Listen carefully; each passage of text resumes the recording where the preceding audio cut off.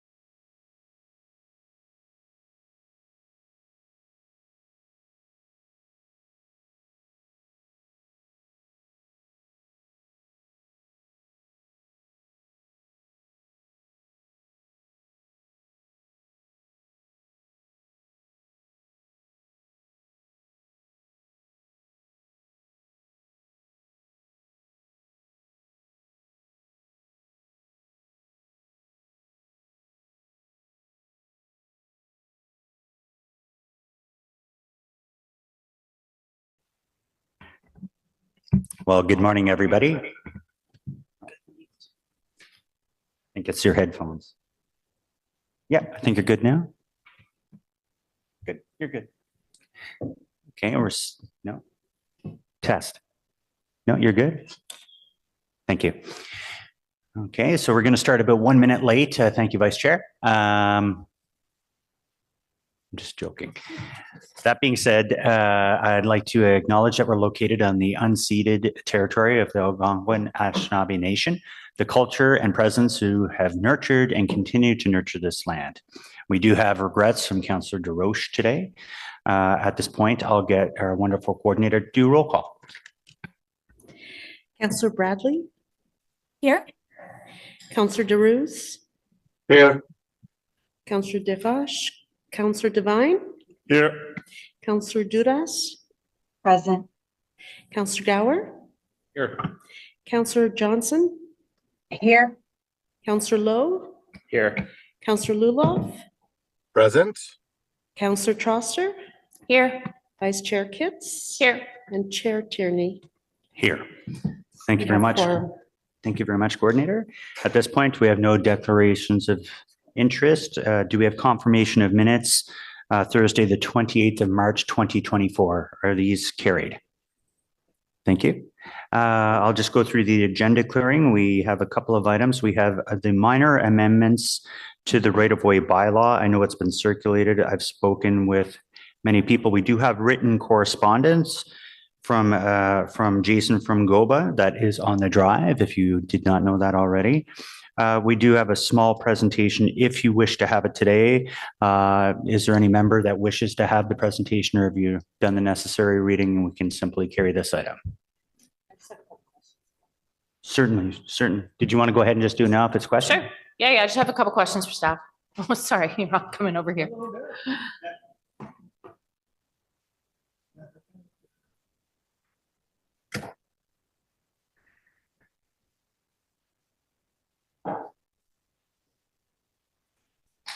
The issue of non-compliant driveways is kind of a big thing in Centertown because so many of these houses have been grandfathered in. So I just have a question. I have two questions. On page 7, in relation to the failure to obtain a private approach permit, I'm just wondering if staff could clarify who will be held responsible for the non-compliant changes in this circumstance. Does the current bylaw hold the contractor responsible versus the homeowner? I'm just wondering how it works. Chair, the intent is to have the option to do both, because often staff show up at these situations and the contractor is long gone and we're left dealing with the homeowner, and that doesn't give us the necessary tools to address the situation with the homeowner.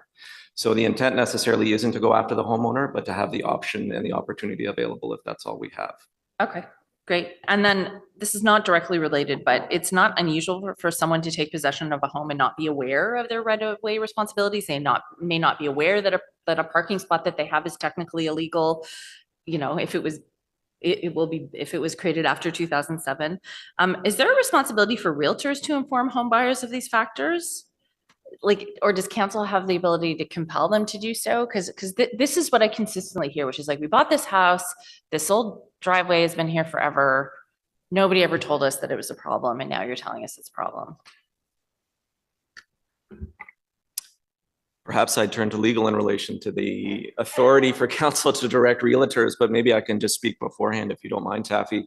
That, to your point, Councillor, we are looking at a number of different outreach opportunities to make the real estate community aware of what the rules are and looking to educate accordingly to make sure that that information is passed on to homeowners so we don't find these situations playing out. Okay, that's great, because, you know, there's entire streets in Centertown, some of which there's just everyone parking on their driveway. And I mean, I do think it's fair and reasonable to do the backtracking to 2007, because it's, frankly, when the rule said 1964, most homeowners had no record, they had no idea. And so we did a bylaw amendment on one small block in my ward when the sewer work was happening, so that their properties could be returned to the state that they were in. But I just think this clarity would be really helpful going forward, because we obviously don't want to see new non-compliant driveways. So I do think home buyers should, and renters should, be aware of their obligations. Thank you. Great. And thank you, Rob, for the clarifying on that question. And I completely concur. So Thank you for that. I don't see the need for a presentation, and at this point, is this item carried? Great. We do have 4.2 on the agenda, which is the cycling facility on Maitland Avenue Bridge over the 417. We do have a small presentation if required. I know a lot of people I've spoken to already, including Councillor DeRose, which is in support, but unfortunately he's not available today. We do have one speaker. I'm going to ask William. He's no stranger to the community. Is William online? Or Diane. It could be Diane as well. Diane Harper, William Van Geist. Yes, just joining now. Okay, if we carry this item, do you still feel the need to go ahead and give a 5-minute presentation today? We just have a couple of points on suggestions of how we would like to see it go forward. Okay, so I'm just going to hold the item then, and we'll go back to that because I still have other part of the agenda to clear. We do have the Office of the City Clerk, the status update, Transportation Committee inquiries and motions. Is that item received? We do have, I'm going to skip, I've had a request from Councillor Leeper. If we could, and please do not, we don't have to read this again. On behalf of Glenn Gower, Councillor Gower actually read this in last time. It's 2 pages of fun. You've probably seen it. We heard it at last meeting. Staff, just to confirm, you're okay with the motion that is being brought forward from Councillor Gower on behalf of Councillor Leeper? Yes, we are, Chair. Great. So this little item, is this item carried? Great. There you go, Councillor Leeper. You're off the hook. And of course, we have notices of motion and inquiries, which we'll go back to. I'll circle back to the one item on the agenda. And that item would be the Maitland Bridge. And I think it's Diane. Diane's requested to use the 5 minutes, and you're no stranger. You have 5 minutes and the floor is yours. Oh, forgive me. Staff does have a brief presentation if members of committee wish to see that presentation. No, I'm not seeing any. Good. So you guys can stay still and, oh, sorry, Councillor Kavanaugh. Yeah, I wouldn't mind having the presentation shown. Okay, so we'll ask Diana you're going to have to sit in the holding room. We'll have staff come down and give the brief presentation.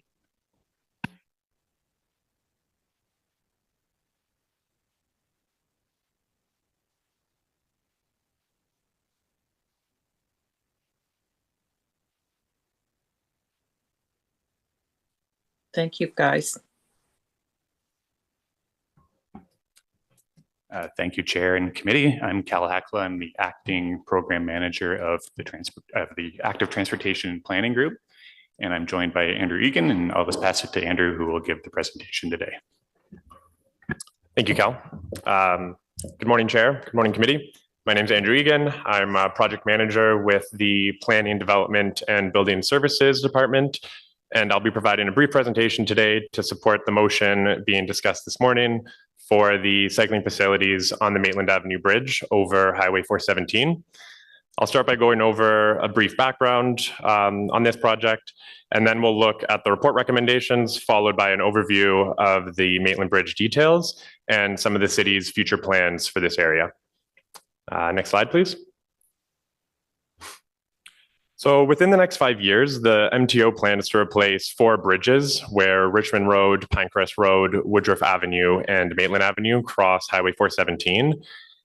This section of the highway really divides several urban neighborhoods and currently acts as a barrier for cycling and walking across the highway to access several destinations like future Stage 2 LRT stations, the Pinecrest Creek and Experimental Farm pathways, and several communities and schools that are on opposite sides of the highway.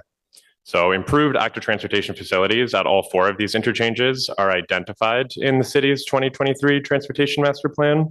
And the city has been advocating the province to improve the cycling and walking connections through these interchanges for some time now. Chair Tierney and Mayor Sutcliffe have both already sent letters to members of the provincial government and their staff asking for better cycling and walking connections. And as a result of these efforts, the province has agreed to include the city's requested active transportation facilities at all four of these bridge replacements. And even better than that, the province has agreed to include them on Richmond, Pinecrest, and Woodruff at no additional cost to the city. So the MTO will be covering the costs of facilities on those structures. For Maitland, however, significant widening was required to accommodate the city's request for cycling facilities. So in order to accommodate what we asked for, the province is requiring the city enter into a cost sharing agreement with them, where we will provide the necessary funding for the cycling facilities only. Next slide. So that's what brings us here today. In order for us to capitalize on this opportunity and have the province build the cycling facilities as part of their Maitland Bridge replacement, council approval is required to authorize the general manager of planning, development, and building services to enter into an agreement with the province and to authorize the financial allocation of the city's major active transportation structures program budget to be used to reimburse the province up to a maximum amount of $5.4 million. So I will note these cycling facilities are already identified on the approved 2023 Transportation Master Plan, and there is already the major active transportation structures program budget to fund this work.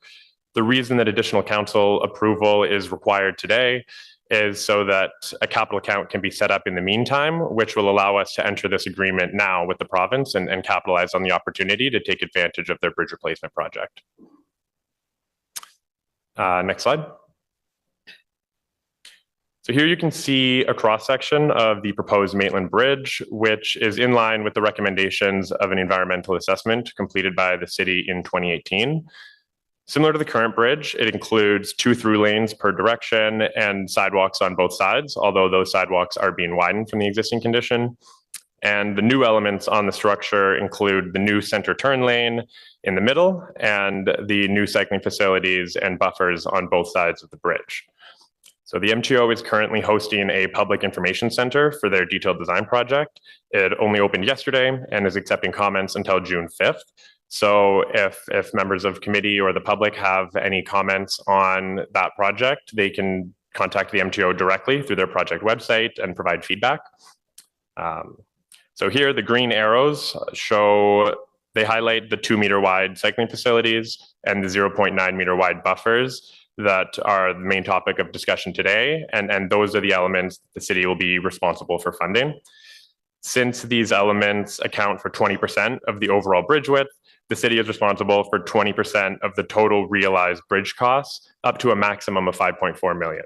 So that means that if costs come in under what estimates are expected to be today, or even at what it's expected to be today, it will be slightly less than the 5.4 million, but that's really the top end to put a cap on what the city will be responsible for funding here. And this bridge will have a lifespan of 75 years. So it's very important for us to capitalize on this opportunity today, and it will really facilitate the city's future plans for this corridor. Next slide. I will note that the scope of the MTO's bridge replacement project is limited to the structural span itself. So the MTO was not able to accommodate our requests to expand the scope of their project and include adjacent cycling connections leading up to this bridge. So that means that the new cycle tracks on the structure itself won't be able to open right away. To minimize the amount of time that they're closed, however, the city has already started a functional design project to look at making these adjacent connections and open these facilities as soon as possible after the MTO finishes their construction. So we're not able to enter immediately. The MTO contractors will have control of the site, but once they're done, we're hoping to have design plans ready where we can go in as quickly as possible and make these facilities usable. So to wrap up, I'll reiterate that we are seeking council approval to enter this agreement with the MTO to capitalize on the opportunity to build these cycling facilities on the Maitland Bridge now as part of their ongoing project. Making the most of this opportunity now will allow for city plans to proceed much more efficiently and at a much lower cost to the city. Thank you. Great. Thank you very much. So at this point, we'll go directly to Ms. Harper. You have 5 minutes for your delegation today. I'll just wait to make sure your camera's on. Hello, Diane. The floor is yours. Thank you very much. We really applaud, so I'm Diane Harper from Bike Ottawa, and we really applaud the city for asking the province for cycling infrastructure on these bridges. And we appreciate that it is part of the 2023 Transportation Master Plan, and glad to see it's taking shape. The 417 is a major barrier for mobility in the city, as the staff mentioned, and the crossings are few and far between. So it's really important to keep in mind that we don't know what the demand for these facilities will be until we actually build them. And we're looking for examples of this at William Commanda Bridge, where when it opened last fall, saw 30,000 crossings in its first week, or other bridges like the Adawe Crossing, Corktown Bridge, and Florafoot Bridge, all of which have far exceeded expectations from when they were first proposed. And we're hoping to add the bridge at Vincent Massey Park to this list as well fairly soon. We're really pleased to see that the plans are for physically protected infrastructure. It's critical for us to offer people actual physical protection so that they feel safe and can go out with their families to get places. In terms of connectivity, however, as was mentioned, there is still some gaps, and for the bike lanes to be usable, this is really, really paramount. The cycling infrastructure in that area disappears, and people suddenly find themselves in car traffic. So connectivity is key with Maitland as well. South of the bridge, the facility should be continued at least to Garfield Avenue and connected with the experimental farm. North of the bridge, it should be continued at least to Carling. And in both cases, the facility must remain physically protected. Maitland has 4 lanes of high-speed traffic, and a lot of people are just not comfortable in that. If the facilities are connected this way, the whole area would become much more accessible. And this is particularly true if Councillor Devine's hopes to turn Maryvale into a complete street are realized, and that's something we wholeheartedly support. We know the committee has received submissions from a number of people who do cycle across there and have views about it. We're also concerned that the current plans are excessive. We understand that the 5th car lane will be added, and it seems unnecessary as the area isn't particularly congested. And this goes a little bit to the question about whether or not something is needed. You don't know until it's there, but traffic is like air. It expands to fill the space, and it can also be contracted. If you build it, cars will come. So some of or all of the car lanes could be reduced to 3.25 meters from 3.5, which would allow for improved separation between car and biking facilities and wider sidewalks and biking facilities.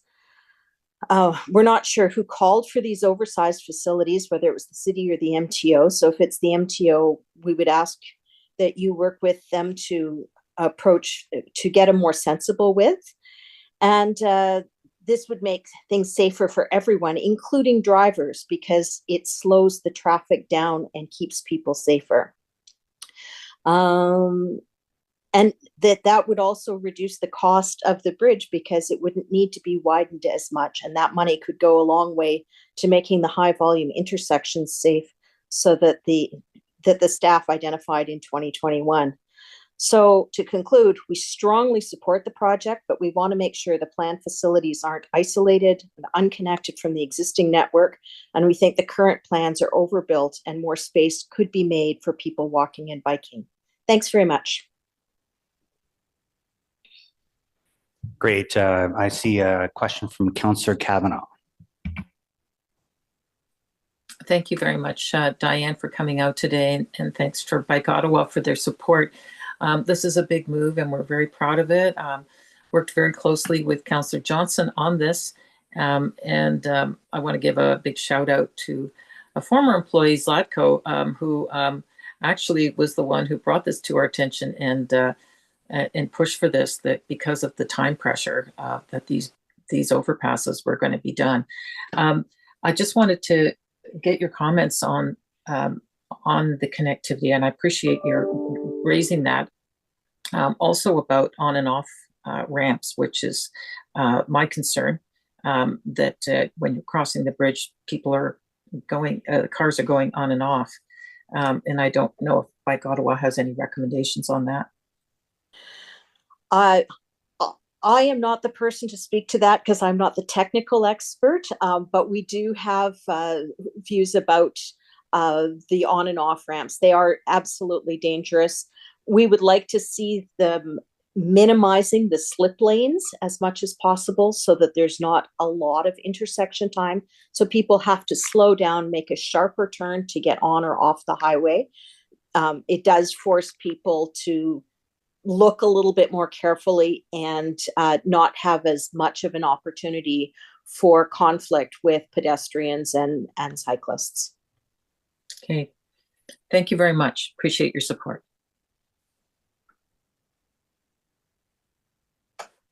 I'm looking on my screen, I'm looking around. I don't see any further questions, so I just have a quick question, Diane. Thank you for coming out and your advocacy. And I just want to point out, and I know Councillor Johnson and myself feel very much the same. This is kind of great that we've got MTO on board. I do want to requalify the report that's in front of us. Sure, we can always do bigger and better, but we think this is a pretty big win. And, you know, as a binary answer, is this a yes, you're in support of this is good, or no? Sorry, was that directed to me? Yeah, I just want to make sure Bike Ottawa is very happy with this, because I heard the word concern several times, and there's been a lot of work put into this. And I just want to make sure that we're highlighting the positive aspects and all the work that went into this. Would that be correct? We are happy with this. Are we very happy? That might be a step too far, but we are definitely very supportive. Well, I'll take on the very happy role then. So thank you. I'll cut you free there, Diane. Thanks for coming out in your advocacy. Thank you. We do have questions to staff. Councillor Johnson. And thank you very much. And as the chair said, you know, I am absolutely delighted with this proposal. I know it's been many years in the works, but it was one of the first things that I took on as an advocacy in an advocacy role when I was first elected, and we were able to work together with Councillor Kavanaugh to speak to the mayor's office to engage MTO again, and I'm just really pleased to see this. And I certainly learned a lot about jurisdictional responsibility. I mean, when you look, this is a multi-jurisdictional project that we now see a partnership. I mean, who around the table wants one of those? I mean, everybody wants one of those where they are, right? So I'm quite delighted that we have the Ministry of Transportation coming along.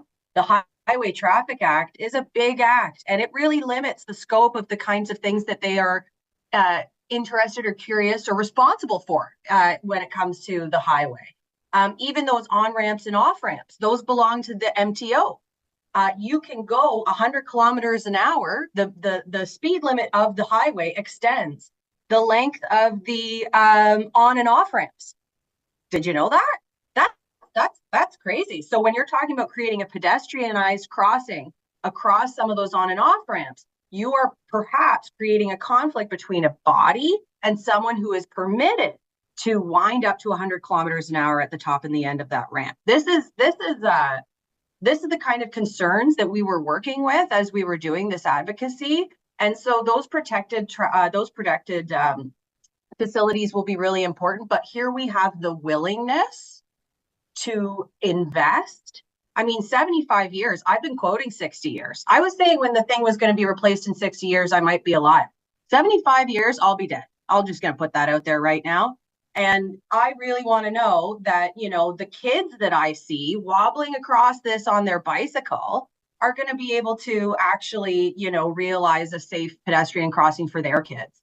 And, you know, I'll just bring up one more thing. This is a city building project. So this is a transportation network project where we're creating north-south connections. And when we think about who uses our transportation network, we're talking Barrhaven, you know, coming to Bayshore, and they're coming across these bridges. perhaps we're not going to see someone cycle all the way from Barrhaven, unless it's, well, maybe it's Teresa Kavanaugh, maybe it's David Hill, okay? They've got the fitness for it. But what these pedestrian crossings and cycle crossings will do is they're going to get the people in College Ward who are too scared to go across the bridge, to go to Broadview School, to shop at Carlingwood. We're going to be able to have a choice now with the transportation that we use, which is going to get me off the road so that those that are coming from farther away who don't have the same choices can make a different choice of how they want to get around. This reduces congestion. So we're all linked here. And so we will have a choice. It's all about choice, freedom to choose the kind of transportation that we want. So this investment in safe pedestrian and cycling infrastructure will support anyone who wants to get across those bridges, however you do it. So I am delighted. I think we should be really pleased today. It's incremental at best. Sure, yes. And that frustrates many, but for me in this business now, I know that this is a really significant win. So I appreciate, Councillor Kavanaugh. I appreciate very much leadership from the chair and the mayor and the Ministry of Transportation for getting this done. So thank you very much, colleagues, and I hope we have your support today. Hey, thank you. Someone chopping onions in here? That was great. Thank you. Over a bridge, that's right. Councillor Gower. Thanks, Chair. This is good news, and I'm going to tell a little story in a second to contrast what we have in front of us here compared to something that happened out in the West End over a decade ago. But I did want to ask staff, because the delegation brought up this, asking if the bridge might be overbuilt with the number of lanes or the width of the lanes. Is that something that has been looked at? Could we skinny up the lanes to require less of a structure build out? And are those requirements coming from the MTO or from the city? Yeah, thank you. So the bridge design itself and the lanes on the bridge are the MTO design, and it's in line with planning policies and their own design standards for an area like this. And the reason that the lanes are wider are that they are accommodating a significant amount of truck traffic accessing the highway, as well as heavy traffic flows. So those lane widths are an MTO standard and not a city request or a city standard. Okay, thank you. The story I was going to tell was in 2012 or 2013, the MTO replaced a few bridges out in Canada, including the Huntmar Bridge. So the Huntmar Bridge is the bridge that connects basically Tanger Outlets to Canadian Tire Centre. Many of you have probably gone under it or over it. And at that time, nobody identified the need for sidewalks or bike lanes. And the bridge exists now 10 years later with 2 vehicles for traffic, a very, very narrow sidewalk that I don't even think you could call a sidewalk, and signs on either side of the bridge that say no pedestrians. If you don't address these things when the build happens with MTO, it takes a long time and a lot of money to address it. We finally have a pedestrian crossing and cycling crossing at that point in our city plans. But it's likely not going to happen until 2031 or later, almost 2 decades after that bridge was replaced. So I'm glad to see this new collaborative approach between the city and MTO for these bridges. I'm still a little bit confused how we're still being asked to pay 5.4 million. It's a relatively small amount, but the MTO does have a yearly capital budget this year of 8.1 billion. And, it always mystifies me that when you look at these big provincial transportation capital budgets, to add a little bit more is such a small fraction of what they're spending. For us as a city, 5.4 million is quite a bit, in terms of our budget. But anyways, glad to see this change of approach and cooperation between the city and the province, and hope we can see more of this to get cycling and pedestrian facilities built as quickly as possible over the highway. Thanks, Chair. Thank you very much, Councillor. Really appreciate that. Councillor Kavanaugh, Devine, and Lowe, and Johnson. Councillor Kavanaugh. Thank you very much. And I hope it's not misinterpreted that I'm not enthusiastic about this. And yes, I've cycled to Barrhaven. Who hasn't? I mean, really. But But no, these bridges are important. In fact, my kids used to go to Putman way back, and I lived on the other side of the Queensway, and I sent them off on their bikes, the cruel mother I am, and they had to go over these. So I did get a phone call one day because my son got bumped by a car. He was fine. He's fine, but it scared the hell out of me. So that stuck in my brain. I'll tell you, it was Maitland. Yeah, it's time to get this done. And again, I have to give thanks to city staff. At the time, it was Latko Kristoff who brought this to our attention that these were coming up, and this is the time to do it. And as Councillor Gower said, that wasn't done in the past. You got to take these opportunities, and I really appreciate it. So we're doing it, and this is absolutely essential. I just want to ask about what is being done on and off ramps, what work we're doing in protection, and I'm aware that that is MTOs, but is there anything that we can do to make it safer for pedestrians and cyclists? Thank you for the question. Yes, we're working very closely with the MTO right now on how we're going to get the best possible connections. And I agree, we want to make these connections as safe as possible. So it still remains to be seen exactly what the treatments on ramp crossings and what the exact connections are going to be.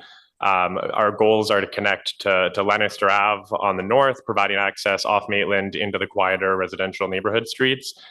Similarly, on the east side to the Rex Ave and Ernest Ave streets, which will provide connections up to Carling. As far as the design standards for the interchange itself, because it is all on MTO property and it is an MTO asset, we have to work within their design standards, but city staff are leading the functional design project and working in collaboration with the MTO to make sure that it's in line with their standards and get the best and safest possible connections. Thank you, and I'm glad you mentioned about the connectivity. What is the timeline on the connectivity to match up? This bridge is coming in next year, but what is the timeline on improving the connectivity?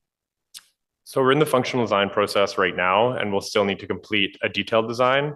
And it will depend on the MTO's construction schedule. So as of today, the MTO plans to do the majority of their work in 2026, and our goals are to go in the following year, 2027, to make these connections. So timelines are still remain to be confirmed. There's still things that have to be ironed out, and MTO has to proceed with their construction project, and we won't be able to proceed until after that. But that's our current plan. Thank you. I appreciate the city taking this on and that we're putting in the 5 million. Though I have to say I'm disappointed with MTO for not recognizing that they should be doing this and it should be part of it, as Councillor Gower was saying. So it's unfortunate, and at least we don't have that issue with the other overpasses. So that's good news. But it's a huge step forward, and thanks to my colleague, Councillor Johnson, and I. She just got elected, and we tore down to the mayor's office to raise this because we saw the timeline, and thank the mayor for recognizing that. Thank you. Great. Thank you, Councillor Devine. Thank you, Chair. With regards to that 5.4 million that we wish the province would chip in, I guess we could just invoice that department that manages the $8 billion budget and see if they just mistakenly pay it. We can try that. So thank you, Chair. So this is a very, very exciting project. I'm so grateful to see this. I absolutely want to thank my colleagues, Johnson and Kavanaugh, for their work on this. When I saw the scope of the project, beyond just being excited about Maitland, I'm really, really excited about the scope of the project, those 4 spans, east to west. And if I understood correctly, to hear that, so yes, we're paying for the cycling facilities on Maitland, but if I understood correctly, MTO is paying for the bridge replacements and new cycling facilities on Pinecrest, Richmond, and Woodruff. Is that correct? It is correct that they're paying for the facilities on the bridges themselves. But the cycling facilities on those bridges themselves. Correct. Yeah, the MTO will be paying for those. I mean, that's really exciting. And to hear my colleague, Councillor Johnson, talk about all of the important impact that this will have on our north-south corridors, of which I'm in complete agreement.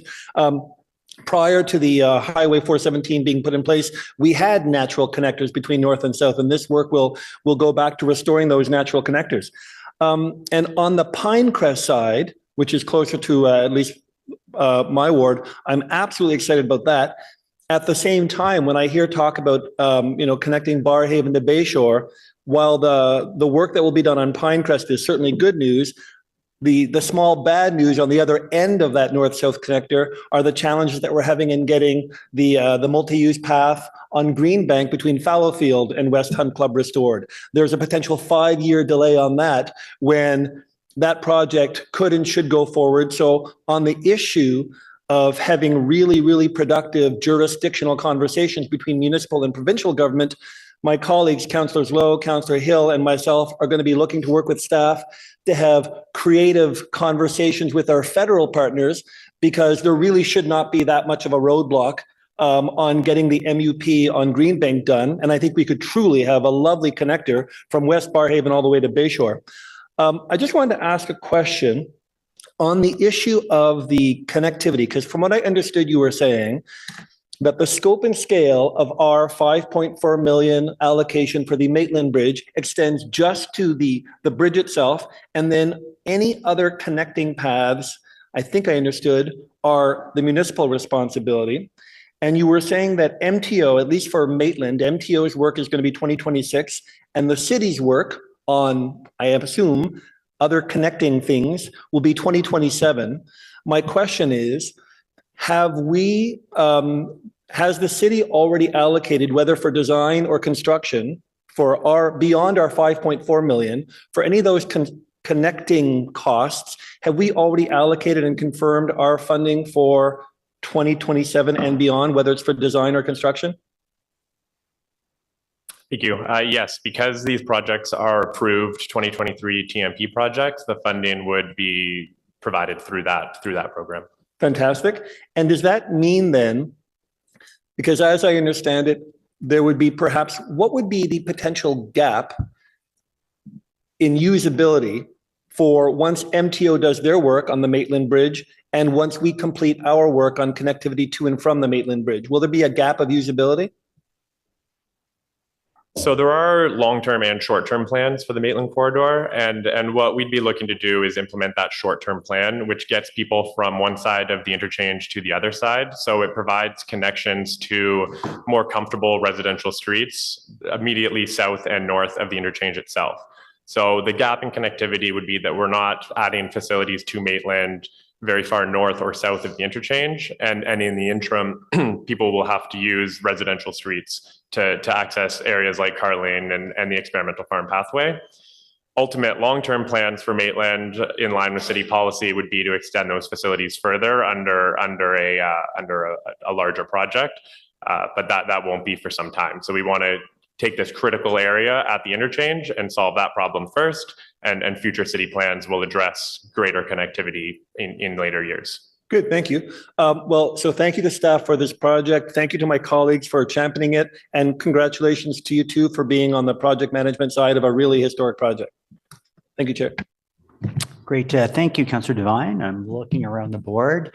I just wanted to again say thank you very much to the mayor's office, to the ministry. I think this is a big deal.